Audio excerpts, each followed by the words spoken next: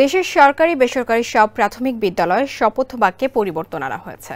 প্রাথমিক বিদ্যালয় ও পিটিআই প্রতিদিনের সমাবেশে জাতীয় সঙ্গীত পরিবেশনের পর নতুন শপথ বাক্য পাঠের আদেশ জারি করা হয়েছে।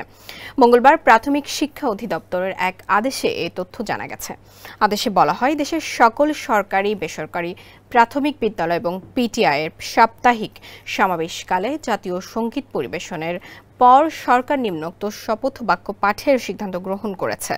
নতুন শপথ বাক্য হল, আমি শপথ করিতেছি মানুষের সেবায় সর্বদা নিজেকে নিয়োজিত রাখিব, দেশের প্রতি অনুগত থাকিব, দেশের একতা ও সংহতি বজায় রাখিবার জন্য সর্বদা সচেষ্ট থাকিব। হে মহান সৃষ্টিকর্তা, আমাকে শক্তি দিন। 250-টিরও বেশি ডিজাইন অপশন নিয়ে ওয়ালটন স্মার্ট ফ্রিজ, বোঝে আপনার প্রয়োজন।